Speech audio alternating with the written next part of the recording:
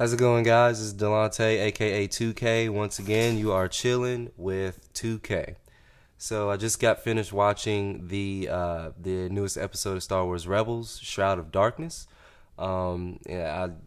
Yes, yes, we are finally getting into the things that we've been waiting for that we got from the trailer, from the 2.5 trailer. So this is really exciting. So let's just kick off. Let's just jump right into it.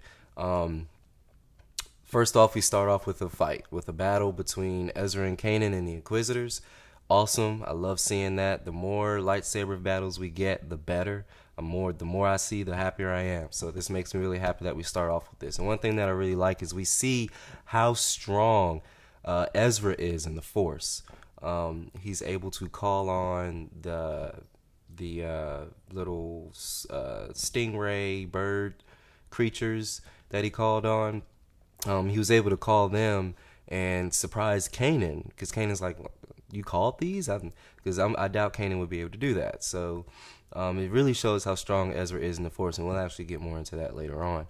But they realize that they need some help to figure out what's going on with these Inquisitors. They need some help, so they go to Ahsoka, who on the ship she is watching a video hologram of Anakin Skywalker, and it sounds like it's the same voice that they used for Anakin in the Clone Wars series, which is really cool because I love the Clone Wars series. So they're using that same voice. It's really cool. And they're going through, and she's talking about who he is and how powerful he was and how great of a guy and how great of a Jedi he was and everything. And Kanan comes in and says, "Well, you know what? I think we need to go and see Yoda." So I get excited because I'm like, "Oh, we're going to get to see Yoda in this episode." So they end up going back to Lothal, where Ezra's from, and there's a Jedi temple on Lothal. So they get into the Jedi temple, and each of them has their own experience in there. Let's talk about Ahsoka's first. Ahsoka takes the longest to have her experience because she's no longer a Jedi. She didn't even want to open the temple because she's not a Jedi anymore, but she went in with them. And she meditated and had her own experience. But her experience was much different than the other two. Hers was more about Anakin. And there was an apparition of Anakin, a Force ghost, if you say, that came behind her that said, "Where have you been? Why'd you leave? Where have you been when I needed you?" And then he said, "Look at what I've become." And then they showed Darth Vader. And this made Ahsoka react in a very emotional way. And I think she definitely knows. She definitely knows at this point who Darth Vader is. I just don't think she wants to believe it yet. So I definitely think she knows. She definitely knows. I don't think she wants to believe it, but part of her deep down does. And at the end of her experience, she says there's still a way. So I think she still believes that there's a way to save him and bring him back to the light. But as we all know, the only person that can do that is Luke. So but I believe that that's where she ends up in the battle with him, and then that's where she's gonna die. So this is speculation, but I mean we saw them fight in the trailer, so I think that's what's gonna happen. And I do believe Ahsoka's gonna meet her end at the end of the season.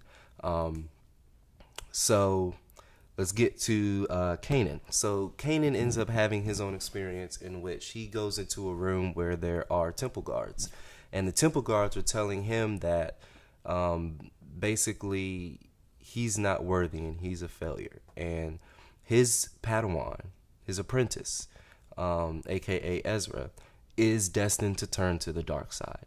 And he ends up fighting with the temple guards that are in this room that he's in. And eventually he finally succumbs and says, "You know what? You're right. I can't control him. The best I can do is teach him the best that I can."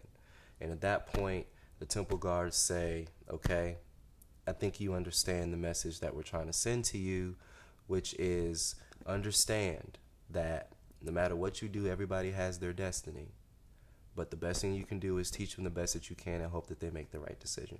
So I think he got that message, and the temple guard that he ended up fighting ended up revealing himself to be the first Inquisitor that Kanan actually defeated.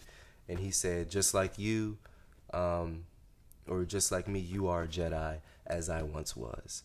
which was like, wow, I didn't even know the Inquisitor was a Jedi, so that's really cool because to know that he was once a Jedi and just ended up turning to the dark side. So that's Kanan's story. So now let's get to Ezra's story. So Ezra ends up having an experience where he actually sits down and talks with Yoda. Of course, this is just a vision, but I mean, it's Yoda. So Yoda basically tells him that, look, you are very, very powerful, but this can be your downfall. With this much power, it's very likely that you will fall to the dark side. And you have to understand that fighting is not always the answer. And he says, well, how are we supposed to defeat the Empire? You know, like, what's the point? You know, they did it. They did it back in the Clone Wars, and I think they did the right thing by fighting back. And Yoda's like, well, look what happened. A lot of our Jedi ended up succumbing to the dark side and fell to the dark side because of that. So fighting is not always the answer. And Ezra's like, well, how are we supposed to win? And he's like, winning's not always the answer. You know, it's a matter of doing what's in the good of the Force.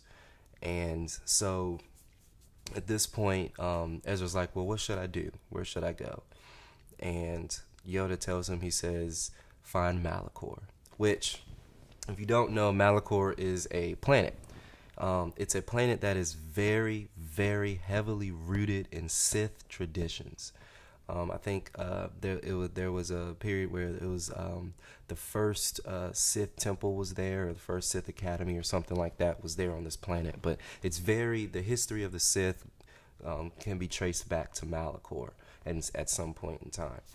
So I think that Ezra's going to go here, and one of two things can happen. He can either be tempted by the dark side, or he can be or he can flirt with the dark side and end up not going over, or he'll be tempted and end up going to the dark side after visiting this planet and seeing what the dark side can offer him, which I think is something that he really does want. So I personally think that Ezra will go to the dark side, and it will be his ultimate demise once he goes to the dark side. But yeah, so this episode was absolutely amazing. I mean, it really sets you up for this roller coaster ride that we're about to get on for the rest of this season. So that's that'll do it for this recap and review of Star Wars Rebels, Shroud of Darkness. Now is the time where I'd like to hear from you guys. Let me know what you thought of this episode, and then also let me know what you thought of the video. Let's start a conversation.